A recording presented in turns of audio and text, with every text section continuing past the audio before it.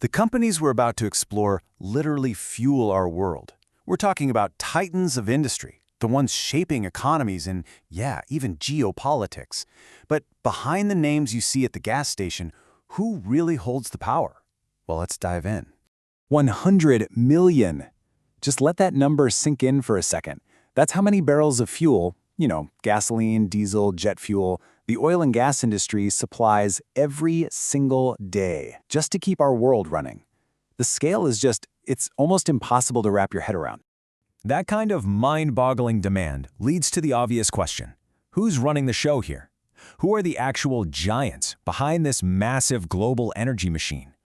Okay, so let's meet these energy titans. We're going to start right at the very top of the food chain, just to really get a sense of the incredible scale we're dealing with, before we meet the other key players in this industry. At the absolute peak, truly in a league of its own, is Saudi Aramco. By pretty much any metric you can think of, it is the largest and most valuable energy company on the entire planet.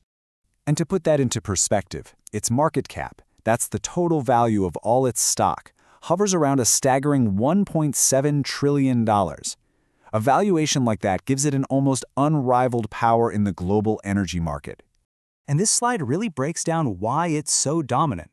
Look at this. Saudi Aramco controls about 10% of the entire world's oil supply. It owns the Ghawar field, which is the biggest conventional oil field on Earth, and its total production capacity is nearly 13 million barrels of oil equivalent per day. That oil equivalent part is just a way to measure both oil and natural gas together. These numbers are just on another planet compared to everyone else.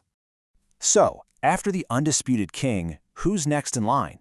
Well, for that, let's turn to the United States, and two names I'm sure you've heard of. The American supermajors, ExxonMobil and Chevron.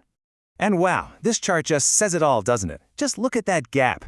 Even though they are absolute giants in their own right, ExxonMobil and Chevron are completely dwarfed by Saudi Aramco. But hey, don't get me wrong, their influence on the global stage is still absolutely immense. Okay, now let's pivot and shift our focus to another global superpower, China. The country's energy security is basically guaranteed by its own massive state-backed giants. They're often called its national champions. So the two big players you need to know here are PetroChina and Sinopec. Think of PetroChina as the production powerhouse. It pulls about half of China's own crude oil right out of the ground. Sinopec, on the other hand, is a refining titan. It's the one that takes all that raw crude and turns it into the gasoline, the plastics, and the chemicals that power not just China, but a huge chunk of Asia. All right, so we've met the biggest of the big. Now let's zoom out for a second and take a look at the entire landscape of the top 9 industry leaders so we can see how they all stack up against each other.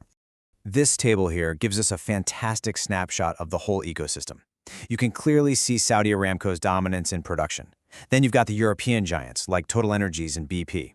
You'll notice they're making pretty big moves into renewables, partly because of government and public pressure over there. And then you have the specialists like Valero.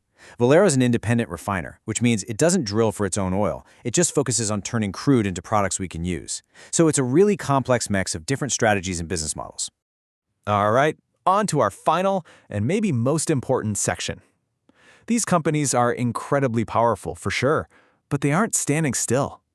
The entire industry is right in the middle of this massive transition, trying to navigate the shift away from fossil fuels and toward new kinds of energy.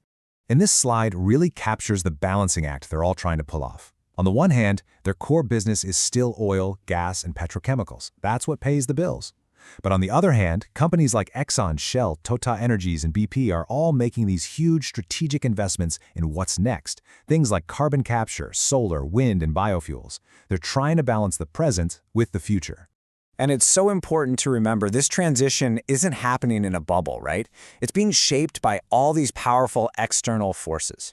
You've got shifting government climate policies, geopolitical conflicts, chaotic supply chains, and just incredibly fast innovation. All of it is creating a super unpredictable future for these companies. And this quote right here, from the source material, it really just gets to the heart of the whole thing. For all the talk and even all the real investment in new energy, for right now, oil is still the backbone. That is the central tension that's defining the entire energy sector today. So, we'll end on this thought. These companies have powered our world for over a century, but as what we demand for energy fundamentally shifts, The biggest question isn't just how these titans will evolve, but if they can. Will they lead the next energy revolution, or are they going to become relics of a fossil-fueled past? The next decade is really going to decide.